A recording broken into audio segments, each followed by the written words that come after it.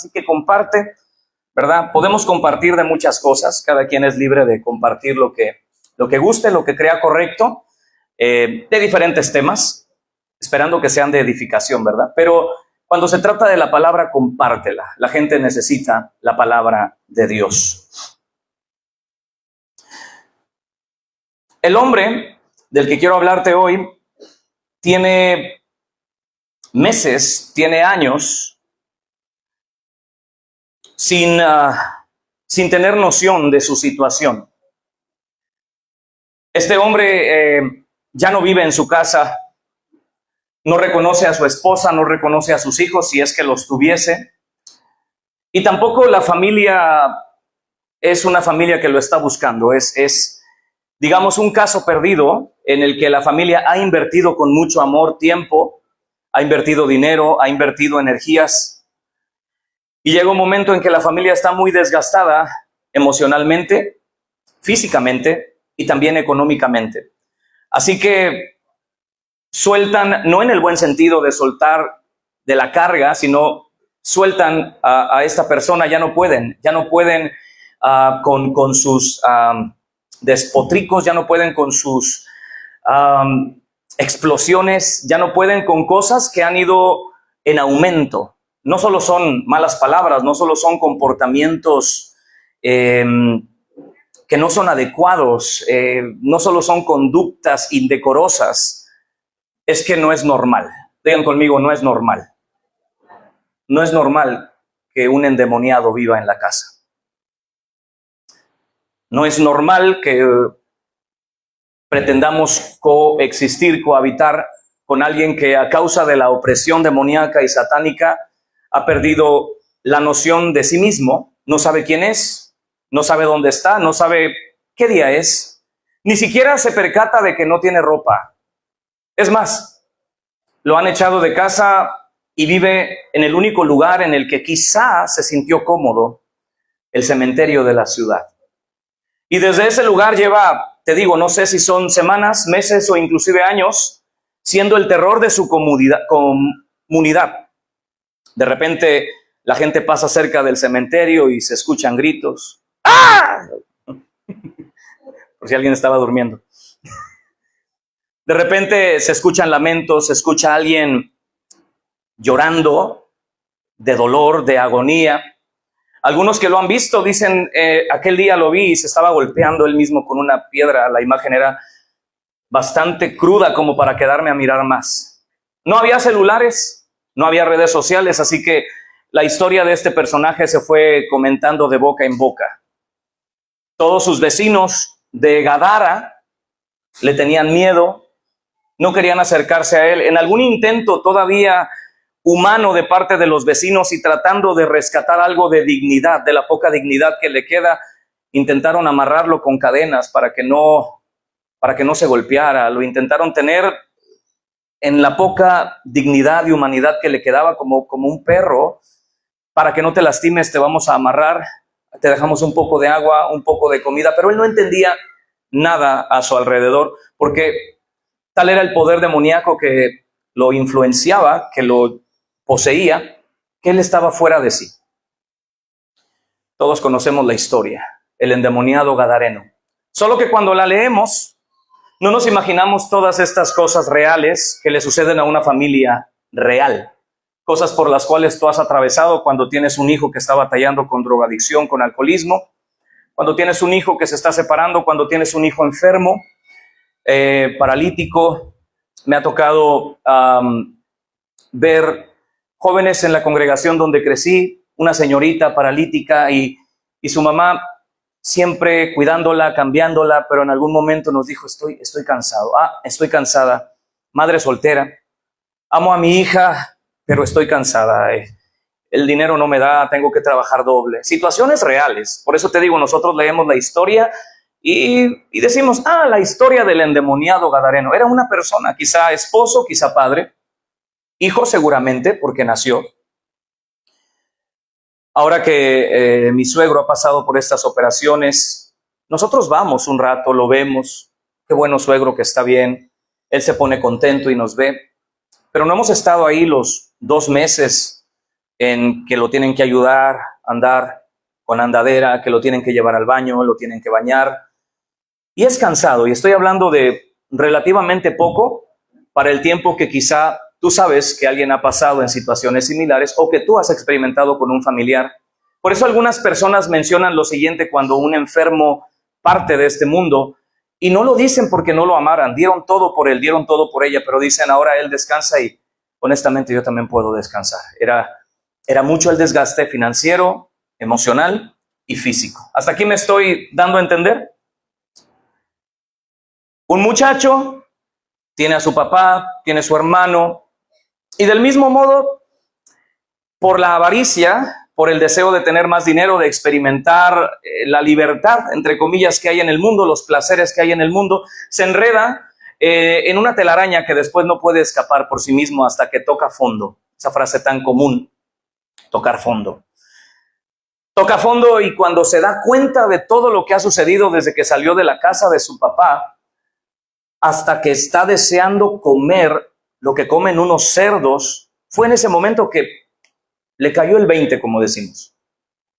Y de repente reflexionó, ¿qué estoy haciendo aquí? ¿Qué estoy haciendo no solo en este lugar geográfico, no solo en este trabajo, que era humillante para la cultura de su tiempo? ¿Qué estoy haciendo en esta condición? El hombre, la Biblia especifica, volviendo en sí, regresó a casa de su padre. La historia que te conté primero, la del endemoniado de la comunidad de Gadara, él no podía por sí mismo tener una regresión o una reversión en su mente, en su vida, así que tuvo que ocurrir el milagro. Jesús sabía que tenía que ir a esa comunidad, e inmediatamente Jesús, poniendo un pie, bajando de la barca y tocando la arena de esa comunidad, el hombre que gritaba en el cementerio corrió hacia él. No sé si la costa estaba cerca del cementerio o él intuyó que Jesús venía, corrió y se arrodilló y le dijo, ten misericordia, no nos atormentes. Hablaron, de hecho, déjame decirte que hablaron los demonios. Jesús libera al hombre y menciona la Biblia. Estas dos historias, la primera se encuentra en Marcos 5 y en Lucas 8, para que tú lo puedas leer en casita. La gente cuando ve al hombre libre, lo ve por algunas características externas que eran obvias, que el hombre es diferente.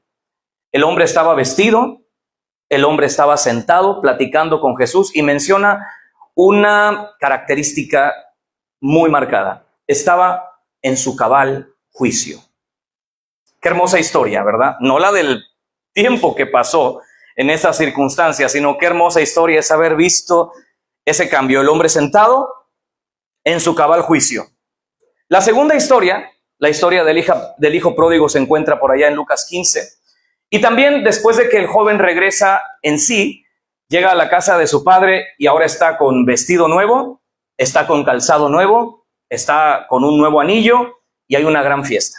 Estas dos historias, familia, nos recuerdan la condición espiritual y mental en la que podemos estar nosotros. Hoy es evidente que ninguno de nosotros se encuentra en las condiciones del primer personaje, porque físicamente, externamente nos vemos bien vestidos, aseados, peinados, perfumados, todo está bien. Sin embargo, la mente muchas veces no está bien. Y es la causa por la cual nosotros actuamos como actuamos, hablamos como hablamos y nos relacionamos como nos relacionamos. El título del mensaje de hoy es el siguiente, mientras saludamos a los hermanos, amigos que nos acompañan. Que Dios te bendiga. El demente, o como nosotros vulgarmente decimos, el loco, y el demente, el pensante. ¿De cuál somos nosotros? ¿De los primeros, las dos historias que conté, o gente pensante? Pero no solo gente pensante intelectualmente, sino gente que tiene una mentalidad bíblica. Una mentalidad bíblica, mis hermanos, no es necesariamente sinónimo de cuánto conocemos la Biblia. De hecho, quiero leerte algo que me encantó, y pudiera poner otro ejemplo de los que puse al inicio como introducción. Por ejemplo, el rey Nabucodonosor, del mismo modo, dice, mi juicio me fue quitado. Se dice, yo sé que ustedes lo han escuchado, que lo que nos diferencia de los animales es que la razón, el uso de la razón. Algunos están, ¿a poco sí somos diferentes? Sí, bueno, de entrada ya llegaste para recibir una verdad. Lo que nos diferencia de los animales es el uso de la razón. Pero escúchame, hermano, cuando perdemos la razón, no somos diferentes en la manera de actuar. En cuanto a valor, hay una dimensión impresionante, aunque el especismo diga otra cosa. En cuanto a valor, Cristo vino a morir por los seres humanos. Ahora, punto y aparte, tema de otra conversación, de otra enseñanza. Pero cuando nosotros perdemos la razón, por eso es que nos comportamos como animales. Nos comportamos como bestias, nos comportamos de manera salvaje. Un hombre que no piensa y actúa, algunas hermanas aquí testificarán, sí, a veces hasta mi esposo me asusta, o sea, no su cara, me casé con esa cara, pero me asusta cuando explota, o sea, lo desconozco. ¿Alguien ha escuchado ese tipo de...? Y también hay hombres que decimos, mi amor, es que tú cuando te enojas, no, o sea, hay hombres, no dije que yo. Porque me quedaron viendo como esperando el remate. No, hay hombres. Muchas veces tenemos conductas impulsivas, instintivas, y dices, caray, y eso que me diferencia de los animales, que es la razón, la mente, ¿dónde queda? Es que precisamente de eso estoy hablando. No tenemos que llegar a la condición del primer personaje, una condición tétrica, sino que, literalmente, sino que muchas veces en nuestro espíritu y en nuestra alma estamos en esa condición. Te leo esto con todo mi corazón. Una mente bíblica, mis hermanos, le perdí tantito aquí, perdón, le bajé sin querer. Aquí está. Una mente bíblica, acá, se ve en nuestras conversaciones, en nuestras relaciones, en cómo vivimos, inclusive en cómo vestimos y en cómo gastamos, entre otras cosas. Una verdadera mentalidad bíblica no es cuántos versículos te sabes, cuánta Biblia conoces, es que lo que tenemos aquí pase al corazón y nos transforme de tal manera que afecte nuestras relaciones. ¿Cómo nos relacionamos con los demás? Si somos personas conflictivas, nos hace falta no conocimiento bíblico, sino una mentalidad bíblica. El día viernes estamos estudiando el libro de los Hechos y veíamos una diferencia entre, en ese tiempo, los judíos y el apóstol Pablo. Tienen la misma escritura, pero para ellos la misma escritura los hace separarse de personas, mientras que para Pablo esa misma escritura le hace predicarle a los gentiles. Entonces tú y yo podemos tener la misma enseñanza aquí, pero no la misma mentalidad bíblica en lo práctico. Por eso gastamos como gastamos, nos vestimos como nos vestimos, vivimos como vivimos, conversamos como conversamos y nos relacionamos como nos relacionamos. En la Biblia, mis hermanos, la mente y el corazón es una misma cosa. La biología nos dice, aquí pensamos, aquí se bombea la sangre, pero la Biblia nos habla de mente y corazón en la misma categoría, casi sinónimo, casi si fuera lo mismo. Ahorita vamos a la palabra de Dios y a los versículos que quiero compartirte. Habla de la raíz, el centro, el núcleo de nuestro ser, el motor de lo que nosotros somos. Y la palabra de Dios dice en Proverbios 23:7, y me gustaría que repitas este versículo como base de lo que vamos a empezar a hablar. ¿Cuál es su pensamiento en su corazón? Tal es él. Léanlo ustedes ahora. 1, 2, 3. ¿Notaste algo? Habla de los pensamientos del corazón. Es decir, no podemos separar los pensamientos del corazón. Bíblicamente, mente y corazón es exactamente lo mismo. Y la Biblia dice que lo que pensamos en nuestro corazón es como somos. El problema no es cambiar lo que hay afuera, sino empezar a ir más profundo y preguntarme, ¿por qué creo lo que creo? ¿Por qué hablo como hablo? ¿Por qué tengo estos gustos? ¿Por qué afirmo con tal vehemencia estas afirmaciones? Me he cuestionado a la luz de la palabra de Dios, que debe ser nuestro parámetro, si estoy bien. ¿Por qué llevo mi matrimonio de esta manera? Mis relaciones, noviazgo, trabajo, lo que sea de esta manera. Porque tú y yo somos lo que pensamos. Y mira, para ponerte de ejemplo lo siguiente, la Biblia habla de la mente y el corazón al mismo nivel. Por ejemplo, Hebreos 4:12 dice que la palabra de Dios escudriña los pensamientos y las intenciones del corazón. Interesante, no dice los pensamientos del cerebro, los pensamientos y las intenciones del corazón. También Mateo capítulo 15, versículo 19, escucha esto, del corazón salen los malos, ¿qué?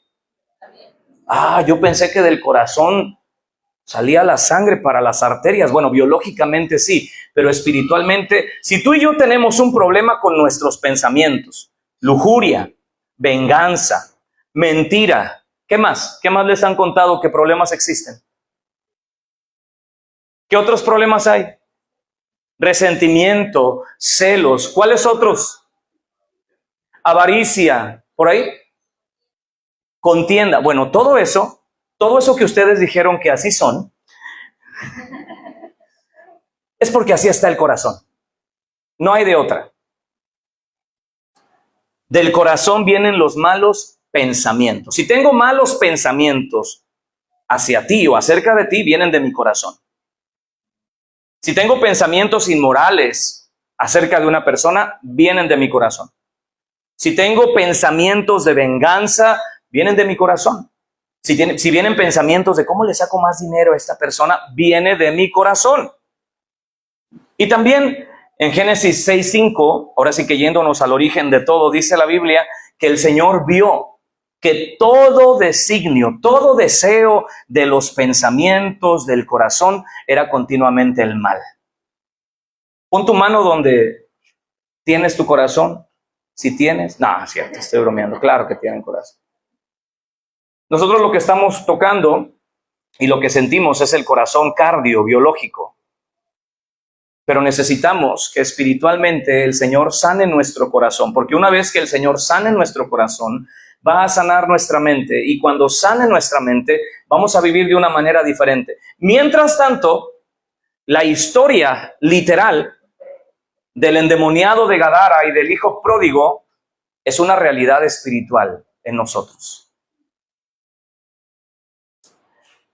También la Biblia dice, un pasaje un poquito más tierno, más dulce: hermanos, no se afanen por nada, oren a Dios por todo, preséntenle sus oraciones, sus ruegos, sus súplicas con acción de gracias. Y escucha esto: y la paz de Dios, que sobrepasa todo entendimiento, guardará, protegerá tu corazón y tus pensamientos en Cristo Jesús. Corazón y pensamientos protegidos. Esto lo dice Filipenses 4, 6 y 7. Entonces, mis hermanos, hoy vamos a hablar de dos cosas centrales. Número uno, ¿cómo ha impactado el pecado y de qué manera? ¿Cómo en cuanto a magnitud? Y también de qué forma. ¿Cuál es la manera en que el pecado afecta nuestra manera de pensar?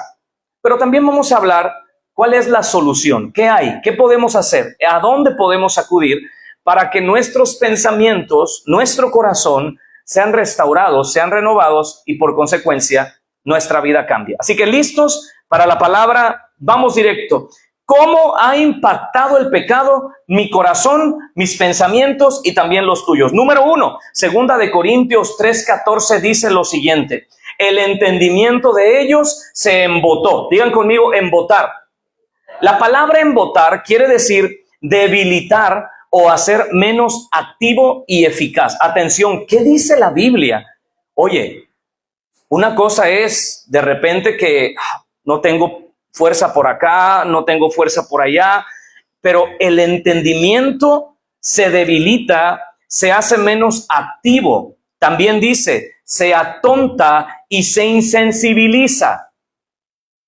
Porque hasta el día de hoy, dice la Biblia, cuando leen el antiguo pacto, les queda el mismo velo descubierto. Una de las consecuencias que el pecado trae a nuestra manera de pensar es embotarnos. Y eso, repito, es debilitar mi manera de pensar. Porque hoy en día tenemos una generación, hablando de adolescentes y jóvenes, que les cuesta pensar. ¿No lo han notado? Lee esto, hijo, les digo en el salón. ¿Qué quiere decir? Y se quedan en blanco. ¿Será que Dios sacó otro tipo de producción del año 2000 para acá? ¿Será que el chequeo de calidad de un ángel de repente lo empezó a hacer mal? ¿Tienen o no tienen nuestros hijos la capacidad de pensar analíticamente? ¿Y por qué no lo hacen? Porque una de las consecuencias del pecado que estamos notando en esta generación es la falta de capacidad para razonar. Y por eso es que uno empieza, ¿verdad? Como con mucha ternura. Ay, mijo, te voy a ayudar con la tarea. ¿Y cómo termina? No puede ser, hijo. O sea, de plano. ¿No les pasó eso en la pandemia? Yo empezaba hasta vamos a orar, papi. Vamos a hacer la tarea juntos. Y terminaba, digo, no puede ser. I can't believe it. Oye, sin embargo, también sucede en lo espiritual. ¿Por qué en esta generación los cristianos razonan con menos espiritualidad? ¿Por qué vemos un aumento en ciertos pecados que es solo cuestión de pensar, eso no es correcto, no agrada a Dios, no está bien, ni siquiera pudo ser una opción en un inicio? Embotar, mis hermanos, es una de las consecuencias del pecado a nuestra mente. Y escúchate, lo repito porque quiero que lo tengas. Es debilitar mi capacidad de pensar espiritualmente, hacerla menos activa. Eso le conviene a Satanás. Estás escuchando una predicación, una palabra y tu mente está en otra cosa. ¿Por qué crees que sucede? ¿No te ha llamado la atención? ¿No te ha preocupado que la película le ponemos, oh, ¿viste el carro que trae el Batman? ¿Viste? Le ponemos atención a los detalles, pero cuando se trata de lo espiritual, como que nuestra capacidad cognitiva y de retención disminuye considerablemente.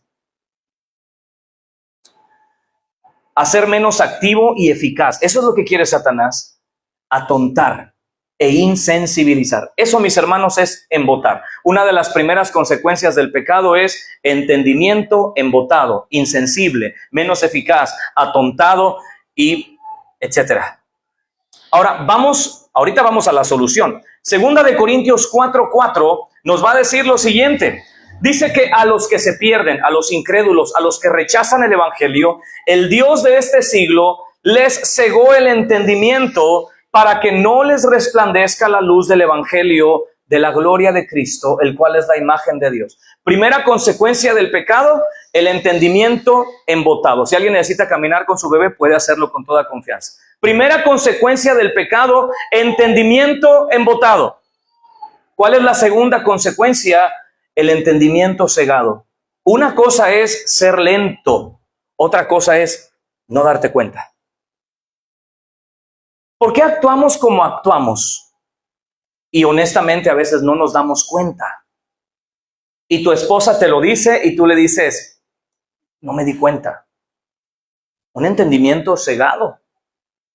Una ceguera para percibir nuestra mala conducta.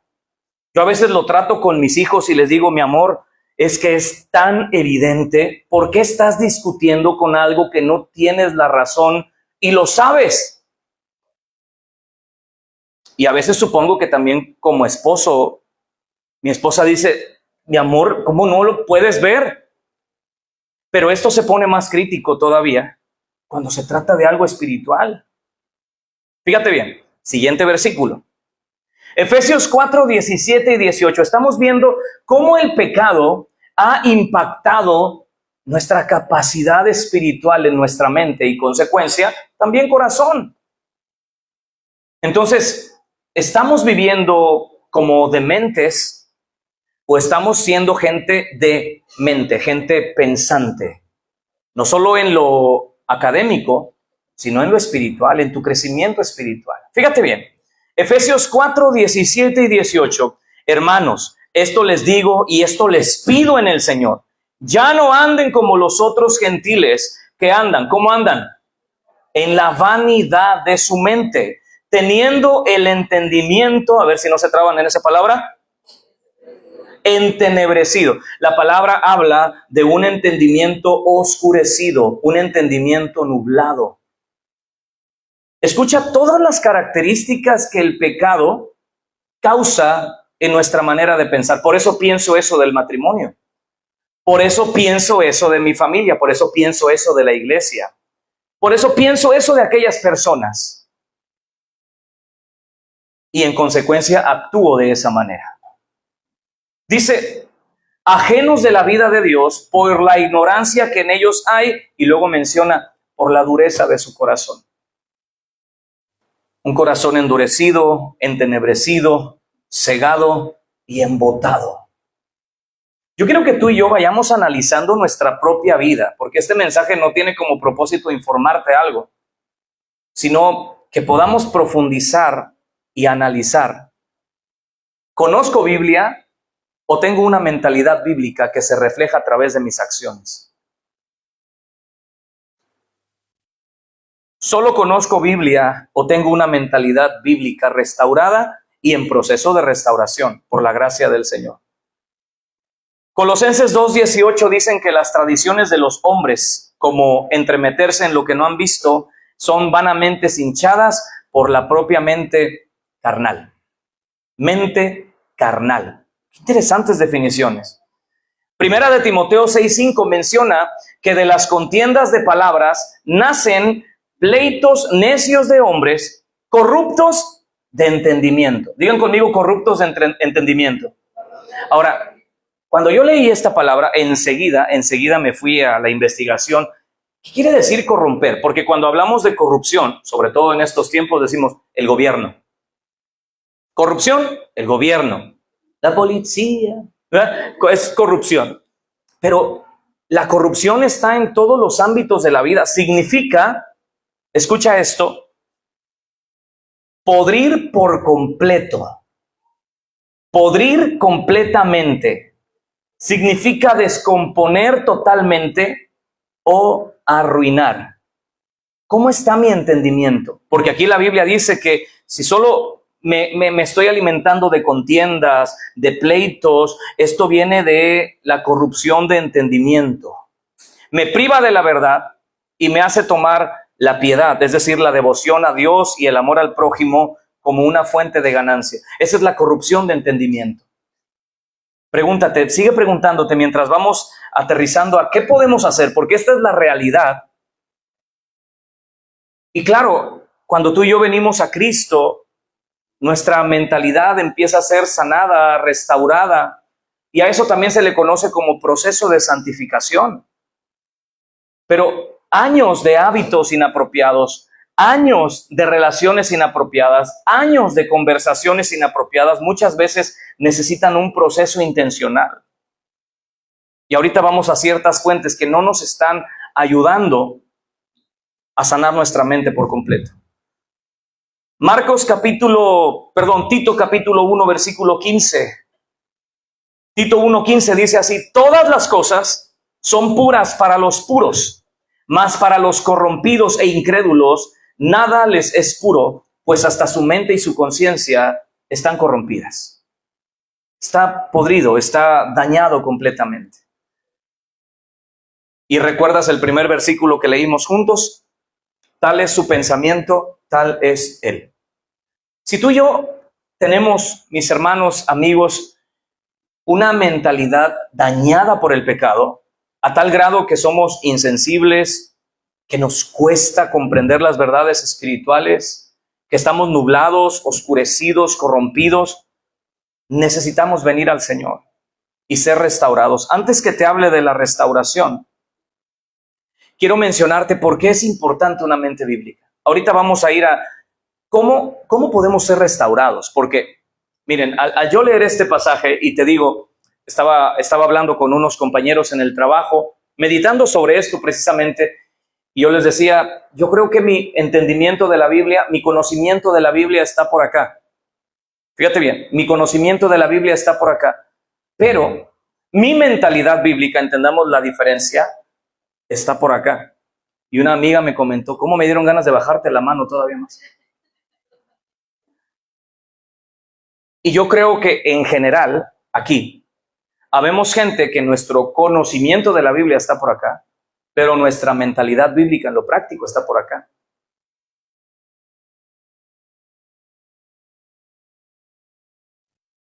¿Por qué es importante, mis hermanos, tener una mente bíblica, una mente en proceso de restauración? No quedarnos igual. Cristo te salvó, Cristo perdonó tus pecados. ¿Alguien me dice amén a eso? Cristo te salvó, Cristo perdonó tus pecados, pero no podemos seguir pensando igual que cuando no teníamos a Cristo. ¿Por qué se nos complican dejar ciertos patrones, ciertas conductas por nuestra mente y nuestro corazón? Necesitamos entrar a ese proceso siempre, y ya le dije a los hermanos que los pongo de ejemplo, ¿verdad? A los hermanos que se han bautizado últimamente, eso no es el final, eso es el inicio. Necesitas seguir trabajando en tu manera de pensar, en tu manera de vivir. Necesitamos todos, a pesar de tener años de conocer a Cristo, seguir creciendo en nuestra santificación. No permitirnos todo. No normalizar todo. La mente bíblica es importante por lo siguiente. Primero, escucha con atención y voy a poner un ejemplo muy práctico que estoy seguro tú lo has visto y lo has vivido en carne propia. Aquí va. ¿Por qué es importante tener una mentalidad bíblica? Primera de Corintios 2:14 dice así: el hombre natural no percibe las cosas que son del Espíritu de Dios, porque para él son locura, y no las puede entender porque se han de discernir espiritualmente. En otras palabras, tener una mente bíblica es importante porque nos permite asimilar los principios bíblicos como verdaderos. ¿Me expliqué? Tener una mentalidad bíblica es importante porque nos permite comprender que lo que estás escuchando en esta mañana es verdad. Y te pongo aquí el ejemplo. ¿Cuántas veces has platicado tú con una persona que no conoce del Señor? Ha escuchado hablar de Dios, ha ido al culto o a misa, no importa. Habla de Dios, pero tú sabes que no conoce del Señor, que acá dentro ella, lo que decimos coloquialmente, no ha recibido a Cristo. Entonces la persona, vamos a poner de ejemplo a una mujer que la han lastimado, y vienes tú y le hablas a través de la palabra acerca del perdón. ¿Cuál es la reacción de esa mujer que no tiene una mentalidad bíblica cuando se le habla del perdón? Hasta pela los ojos y dice, perdonarlo, yo.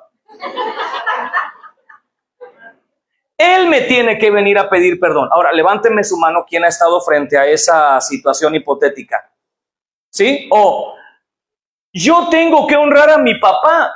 Hay jóvenes que hacen, ¿cómo? A ver, profe, yo tengo que honrar a mi papá. Y es que es una mentalidad natural, carnal. Porque la honra a los padres, bíblicamente no se trata de cómo ellos nos trataron, sino cómo nosotros tenemos que responder ante los principios bíblicos, ¿o no? Compadre, ¿me estás diciendo que deje a mi amante? No lo entiende, es una locura. ¿Me estás diciendo que para tener más dinero hay que ser más honesto? Y hasta hacen cara de que tú te dices, pero para ti, que has conocido la palabra, dices, pero es que es lo normal, no tenemos que ganar dinero por trampa. No, hombre, estás loco. Es más, no te dicen estás loco, te dicen estás bien menso. Así dicen, ¿o no es cierto? Ponle ahí unos ceros más. Y para ellos, uno es menso. Mente carnal. ¿No es cierto, mis hermanos? ¿Qué piensan? Aquí hay jovencitos que están en secundaria, en preparatoria. ¿Qué piensa tu amigo o tu amiga cuando le dices, no se vale copiarse? ¿Te miran raro?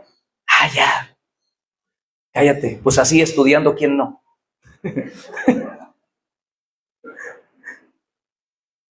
Cuando uno tiene una mente bíblica y está conociendo al Señor, empieza a abrazar las verdades espirituales.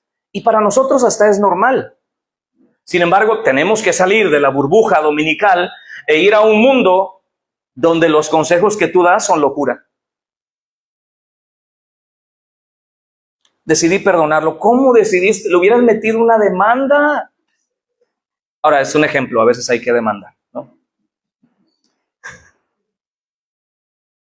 ¿Por qué es importante una mente bíblica? Escúchame bien. Porque nos permite asimilar las verdades espirituales como verdaderas. Eso es importante. Número 2, ¿por qué es importante una mente bíblica? Porque nos va a permitir conocer la voluntad de Dios. Escucha bien, una mentalidad bíblica es necesaria porque nos permite identificar la voluntad de Dios. Hermanos, nosotros a través de la palabra de Dios Nosotros a través de la palabra de Dios conocemos su voluntad. ¿Estamos de acuerdo? Díganme amén. Perfecto. Pero hay cosas que la Biblia no dice explícitamente. Es suficiente lo que hay aquí y nos basta. Pero también Dios, cuando empieza a transformar nuestra mente, nos permite discernir y experimentar una sensación de, esta no es la voluntad de Dios. ¿Me explico? Ahorita voy a poner unos ejemplos, porque hay unos que me quedan, no, hasta que ponga ejemplos o no lo voy a hacer. Entonces, esperen. Mira lo que dice el versículo para empezar. Hermanos, díganme amén. No se conformen a este siglo. La palabra conformar, para empezar, viene de tomar la forma. Este siglo habla del mundo en el que vivimos. Hermano, hermana, no tomes la forma de este mundo. Si nosotros ponemos agua en este recipiente, pues va a tomar la forma de este recipiente. ¿Están de acuerdo? El agua se conforma, toma la forma de este recipiente. Del mismo modo, la Biblia nos dice, nosotros no tomemos la forma del mundo. Es decir, que es una posibilidad que los cristianos tomen la forma de las ideas que no vienen de Dios. Hermanos, no se conformen a este mundo, sino transfórmense. Transfórmense ustedes. ¿Cómo? A través de la renovación de su entendimiento. Transfórmense ustedes a través de la renovación de su entendimiento y corazón. ¿Para qué? Para que comprueben, para que ustedes identifiquen cuál es la buena voluntad de Dios, agradable y perfecta. Entonces, número 1, una mentalidad bíblica restaurada y en proceso de santificación nos va a permitir abrazar las verdades espirituales como verdaderas e inclusive cuando vaya en contra de nuestra voluntad decir, Señor, sé que debo perdonar. No es una locura, sé que debo perdonar. Me va a costar, pero debo perdonar. ¿Alguien se ha identificado con eso? Sí es verdad, me va a costar, pero sé que es verdad. En cambio, la gente que no tiene mente bíblica dice, no hombre, ni loco, estás mal. No, ¿cómo crees? Y luego todavía vas y te piden dinero. No, hombre, estás mal. O sea, esa es la mentalidad carnal, corrompida. Ahora, otra de las razones para tener una mente bíblica es que vamos a identificar. Quiero que hagan este ejemplo conmigo y les explico por qué. Confíen en mí. Hagan esto. Así como si estuvieran tocando algo con sus manos. No, fíjate bien. Ahora, aquí va el ejemplo. ¿Por qué les pedí que hicieran esto? Para que se les quede lo siguiente. Ya lo he comentado, pero lo voy a hacer otra vez. ¿Por qué? Porque yo estoy predicando. Ok. Un banquero, un cajero de banco de muchos años, de repente empezaron a notar sus jefes que no utilizaba el marcador, que ya es un tanto obsoleto en un banco, sino que es una maquinita, ¿no? Donde ponen abajo los billetes y con una luz ultravioleta, ¿es ultravioleta? Sí. Identifica si los billetes son falsos o no. Bueno. Pero se dieron cuenta que este cajero de banco que tenía muchos años solo contaba el dinero y lo echaba en la caja. Entonces lo llaman. ¿Qué está pasando? ¿Por qué no verifica si los billetes son falsos o verdaderos? Y el hombre dice, sí verifico si son falsos o verdaderos. ¿Y por qué no usas la luz? Dice, jefe, tengo tantos años tocando lo verdadero que cuando toco un billete falso inmediatamente lo identifico. ¿Me expliqué? Cuando nosotros estamos tan expuestos a lo que es la voluntad de Dios, lo que es correcto, lo que es justo, lo que es honesto, van a llegar a nuestra vida muchas oportunidades de hacer lo incorrecto y tú cuando suceda eso, ¿qué vas a hacer? Te vas a acordar de mí y ¿qué vas a hacer? Esto no me suena bien. Ya vas a empezar a hablar de alguien, ¿verdad? Ya no me supo bien, nos vemos, Dios te bendiga. Empezamos a percibir sin tener que decir, Señor, ¿será tu voluntad que hable mal del hermano? Lo empezamos a percibir. Ven, amor, tengo que poner un ejemplo. Cólele, mi amor. Cuando un joven tiene una mentalidad bíblica y conoce y ha estado expuesto a la voluntad de Dios, cuando tenga su novia, no van a andar de repente solos y dicen, Señor, ¿hasta dónde? ¿Hasta dónde, Padre? ¿Hasta dónde? No, él va a saber. Creo que no es la hora correcta, no es el lugar correcto. Dios te bendiga. Ahí luego cuando nos casemos. Entonces, pero ¿sabes qué pasa cuando alguien no tiene una mentalidad bíblica? Necesita que el pastor ande por ahí. Eso es malo. No vayan para allá. Yo conocí a un pastor que le decía a los jóvenes de su iglesia, no vayan al cine. Eso es pecado y no los quiero ver allá. Otro muchacho que estaba creciendo en el Señor y fortalecido dice, pastor, le voy a confesar algo, yo voy a seguir yendo a la disco. El pastor dice, ¿por qué? Es que voy a buscar tentaciones para vencer, pastor. Entonces, hermanos, cuando nosotros tenemos una mentalidad bíblica, empezamos, estamos viendo algo y de repente hay, esto no es así. Muchas veces viendo alguna película, que te digo, la vimos con la intención simplemente de entretenernos sanamente, y empieza algo y le digo a mis hijos, sabes, mira, la voy a apagar o voy a pasar esta escena por esto, y esto no nos enseña la palabra de Dios. Y cuando están de buenas dicen, cámbiale, papi. A veces se enojan, le digo, ni modo.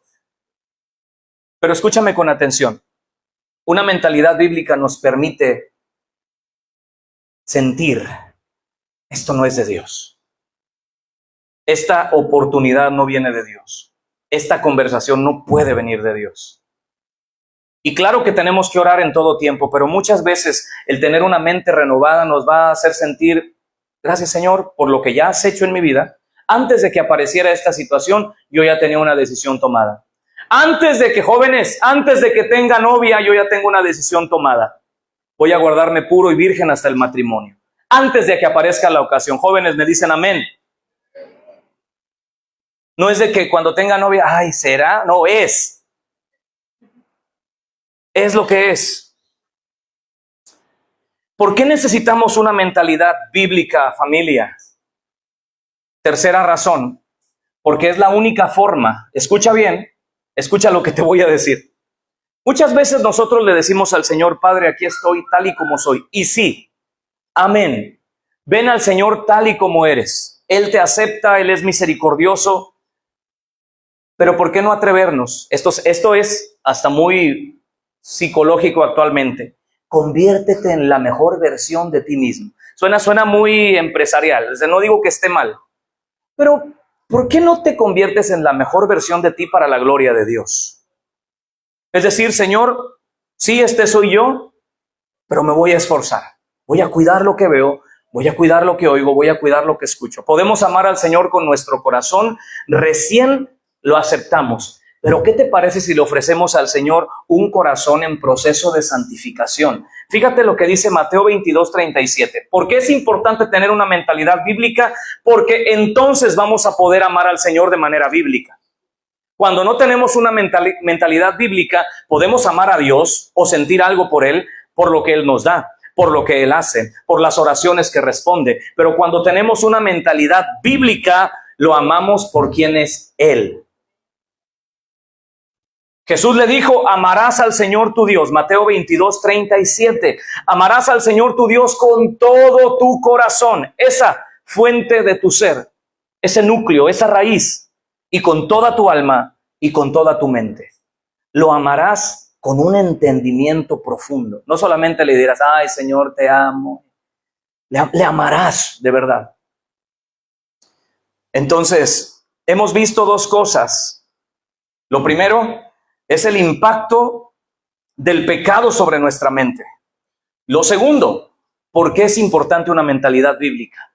Lo tercero, y vamos a ir hacia el final, es, hermanos, ¿cómo se forma o se deforma la mente? Y esto quiero que me escuchen con mucha atención como padres de familia, que tenemos hijos en la edad niña, adolescentes y jóvenes. Dice Isaías 5:20, hay de aquellos que a lo bueno llaman malo y a lo malo llaman bueno. Hoy nuestra sociedad está así. A lo bueno se llama malo, a lo malo se llama bueno. Ayer estuve en un evento de hermanas, iba a decir en un evento de mujeres, pero a veces suena mal. Estuve ayer en una reunión de mujeres hermanas, ¿verdad? Adorando al Señor. Y al último hablaba una, ¿qué era? ¿Diputada? ¿Senadora? ¿Presidenta? No, era algo de la política. Representante. Y fíjate lo que mencionaba delante de las mujeres que estaban ahí y de 2, 3 hombres chismosos que estábamos ahí viendo. Dijo, muchas veces en nuestra posición queremos hacer el bien, pero de más arriba no nos dejan. Interesante, ¿no? Queremos hacer el bien, queremos ayudar, pero se nos estorba de más arriba. Hay de aquellos que a lo malo llaman bueno y a lo bueno llaman malo. Quiero que prestes atención a esto. Las corrientes e ideas de este mundo que nos bombardean, a través de los impulsos visuales y auditivos, le van dando forma a nuestra mente, todas las corrientes y las ideas. Escucha, mi hermano, a menos que tengamos un filtro o algo con que contrarrestar los antivalores. Quiero que repitas conmigo, antivalores. Hay valores bíblicos, pero hoy en día vivimos en una sociedad de antivalores. En vez del matrimonio, unión libre. En vez de honra a los padres, rebeldía. En vez de honestidad, estafa. Los antivalores. En vez de trabajo honesto, narcotráfico. Vivimos en una sociedad de antivalores. En vez de ser fiel a una esposa, mujeriego. Eso es en la sociedad en que vivimos. Y corremos el riesgo de que si no tenemos filtro o con qué contrarrestar esas ideas, nuestra mente se va a embotar y vamos a vivir de la misma manera que un incrédulo. A menos que tengamos filtro o algo con qué contrarrestar los antivalores a los que estamos expuestos, poco a poco nos iremos desensibilizando y aceptando el pecado como la norma. Está bien, no pasa nada. Debemos identificar las fuentes de corrupción y embotamiento, alejarnos de ellas y reemplazarlas con los valores del reino de los cielos. Esto me gustaría que lo escribas. ¿Qué debemos hacer? Número 1, identificar las fuentes de corrupción y embotamiento. ¿Qué es lo que me está corrompiendo y embotando? Hay que identificarlo. Segundo, hay que alejarme. Tercero, necesito reemplazarlo por los valores del reino de los cielos. ¿Cuáles pueden ser algunas de esas fuentes? Escuchen, jóvenes, adultos también. Puede venir desde la familia. Antivalores aprendidos desde la familia. Yo crecí en una familia donde la norma no era la fidelidad y la ternura. Entonces, si no permito que contrarreste esa enseñanza a través de la palabra de Dios, voy a replicar lo mismo ahora en mi matrimonio. Infidelidad, violencia doméstica, violencia verbal, violencia psicológica. Siendo un padre ausente, aunque físicamente presente. A veces mis hijos me dicen algo con toda justicia, demandando de su tiempo. Porque dicen, es cierto, papá está aquí. No hay día que no esté en casa, no hay día que no duerma en casa. Pero papi, danos tiempo. Fíjate qué importante. También los antivalores, porque esto puede ser para formar o deformar, puede venir de la educación académica y no ha habido mayor momento de oscuridad en nuestras instituciones académicas que en estos tiempos. Hay de aquellos que a lo malo llaman bueno y a lo bueno llaman malo. También puede venir a través de los amigos. A veces los jóvenes son no a veces, siempre, son tan influenciados por los amigos y aunque tú les quieres dar un consejo bueno y le das las razones, basta con que el amigo diga una palabra, estoy de acuerdo contigo. O sea, al amigo no le ponen filtro, mientras que para hacerte caso a ti parece que estás sacando visa y pasando la aduana. Mi hijo por esto no, y esto, y le explico y les digo y no. Pero si se lo dice un amigo, sí. En corto. También por la cultura, tenemos que examinar cómo está la cultura en la que vivimos. Somos mexicanos, todos, la mayoría de los que estamos aquí, somos mexicanos, pero nuestra cultura ha cambiado, mis hermanos. ¿Se han dado cuenta de eso? No es la misma cultura, empezando por el respeto. No es la misma cultura de respeto la de 2025 a la de los años 80. Platicaba con un padre de familia. Han cambiado tantas cosas, ya estoy hablando como viejito. Han cambiado tantas cosas. Yo recuerdo que jugábamos fútbol en la calle, ¿verdad? Y cuando venía pasando una persona, no importa quién tuviera el balón, no importa si era jugada de gol, el balón se detenía y nadie se quejaba. Hoy en día no, casi le dicen, córrale señora, estamos jugando. Y otra cosa es que ya casi no juegan en la calle. Ahora los ves en la calle, pero todos con su cel. Digo, ¿para qué salen? Quédense en la casa. No es la misma cultura, aunque todos somos mexicanos, no vivimos la misma cultura, hermanos. No es la misma seguridad. Pareciéramos exagerados, pero yo te quiero pedir, hermano, hermana, no le des tanta confianza a tu hijo, dependiendo la edad que tenga, de ir solo a la tienda, ni siquiera a la esquina. Ayer fuimos a Chedraui con mi hijo y me dice, mira papi, este niño estaba solo en el baño. Le digo, wow, o sea, ¿no entendemos? Un pequeñito jugando carritos en el baño solo. No digo que la mamá no anduviera por ahí, pero tantas cosas que uno escucha, ya no es la misma cultura de protección. Nuestros hijos están en una cultura distinta y esa cultura les está marcando el ritmo a menos que tú y yo hagamos algo. También, esto se los voy a decir con mucho amor, o sea, los libros, ¿qué tipo de...? Para empezar, a veces se dice, el mexicano no lee. La Biblia no la leemos. Y luego los libros que leemos, ¿qué libros estamos leyendo? Platicaba con un alumno de la preparatoria, estaba leyendo un libro sobre seducción. Le digo, bueno, viéndole la cara, digo, acábatelo porque sí te va a hacer falta. Pero, no. Hay que conseguir el tomo 2. Libros sobre... ¿Qué están leyendo nuestros hijos si leen? ¿Qué películas estamos permitiendo? ¿Qué música, hermanos? Yo no voy a ser este tipo de pastor que te dice qué música escuchar y qué música no escuchar, porque caeríamos en lo mismo. Yo no soy el Espíritu Santo para ti. No te vaya a pasar lo que la hermana estaba barriendo miércoles y estaba con aquellas canciones rancheras de antaño que hasta eso no son tan ofensivas. Allá en el rancho grande, estaba con toda la hermana, ¿no?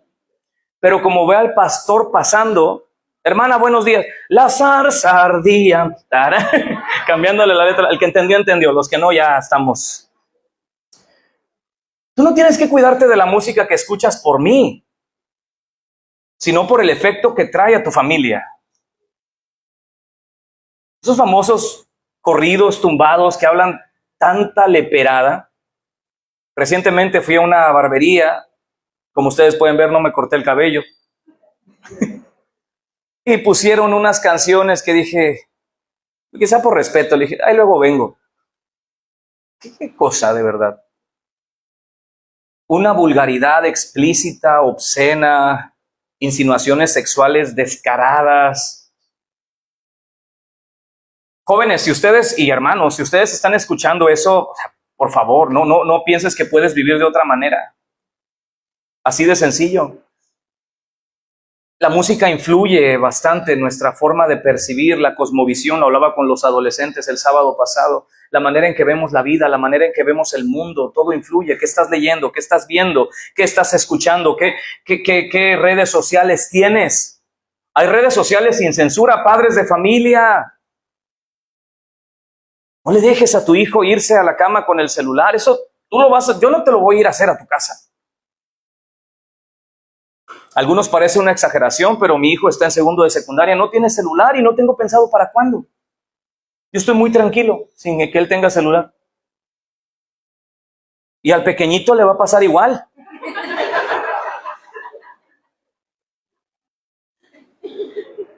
Eso sin duda. Y si lo usan, me lo piden, papi, sí, aquí está, le pongo alarma, ok, tienes 15 minutos, venga. ¿Qué cosas le permitimos a nuestros hijos? Yo de repente, en la mañana amanezco y quiero enviarle un mensaje a alguno de los jóvenes. Última conexión, 1:30 de la mañana. Digo, ¿qué onda? ¿Estaba en un grupo de oración con alguien en China o qué? O sea, ¿qué? Está desperdiciando tiempo de calidad para dormir, que es una buena hora para dormir. Esa hora, desvelarnos a esa hora no nos hace bien. No nos hace bien. Entonces, a veces somos muy ingenuos en pensar que nuestras acciones no van a tener una consecuencia, para bien o para mal. Entonces, necesitamos identificar la fuente que me está embotando y corrompiendo. Necesito apartarme de esas fuentes y reemplazarlas por otras. Quiero ir terminando. ¿Me ayudas, por favor, en la guitarra? Hermanos, wow, qué hermoso es esto. Recuerda el ejemplo, la historia de este hombre que llegó. ¿A cómo llegó? Claro, por una opresión demoníaca. Era una legión, dice, de demonios, y estaba con su mente en otro lado. Pero ¿qué tal si algo así nos está pasando a nuestra generación y todavía dentro de la iglesia, a los cristianos? ¿Cómo podemos empezar a recuperar nuestra mente, como dice, tener la mente de Cristo? La palabra de Dios dice en 2 de Corintios 10, 4 y 5, las armas de nuestra guerra no son carnales, no peleamos de la misma manera, sino son poderosas en Dios para destrucción de fortalezas. Por tanto, derribamos argumentos, derribamos todo lo que se opone al conocimiento de Dios, llevando cautivo todo pensamiento a la obediencia a Cristo. ¿Cómo empieza la restauración de nuestra mente? Sometiendo nuestros pensamientos a Cristo. También escucha esto, que es algo totalmente responsabilidad de nosotros. Primera de Tesalonicenses 5:21. Hermanos, examínenlo todo y retengan lo bueno. Examínenlo todo y retengan lo bueno. ¿Estás escuchando cierto tipo de música? Examínala. Si no te hace bien, deséchala. ¿Estás viendo cierto tipo de material, cierto tipo de redes sociales, cierto tipo de aplicaciones? Examínalas. Si no te hacen bien, deséchalas. Pero después no le digas al Señor: Padre, ¿por qué aquel hermano está tan cambiado y yo sigo igual o peor? Porque alguien ha estado dispuesto a renunciar, a darle al Señor lo mejor de sí, y otro dice: bueno, a ver qué pasa.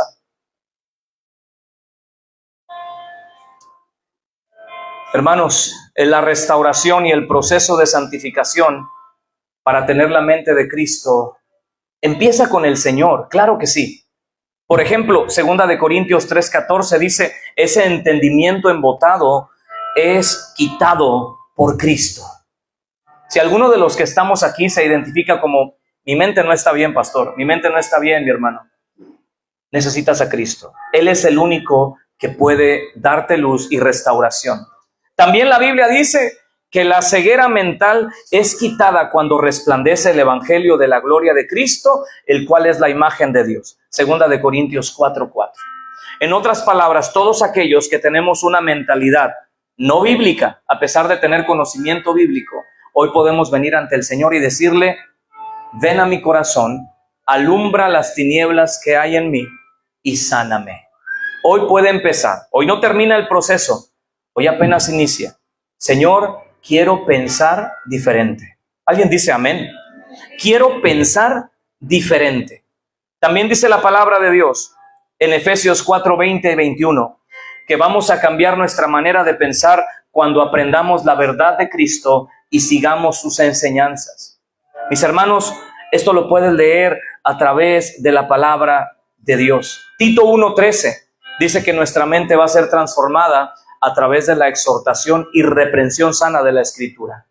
Si la palabra de Dios te ha reprendido con alguno de los ejemplos que he puesto, recíbelo, porque quizá ahí empieza tu sanidad. ¿Alguien puede decir amén? Nos ponemos de pie, familia, y le damos un fuerte aplauso al Señor de señores, pero un aplauso bien fuerte al Rey de Reyes, a la familia que está conectada.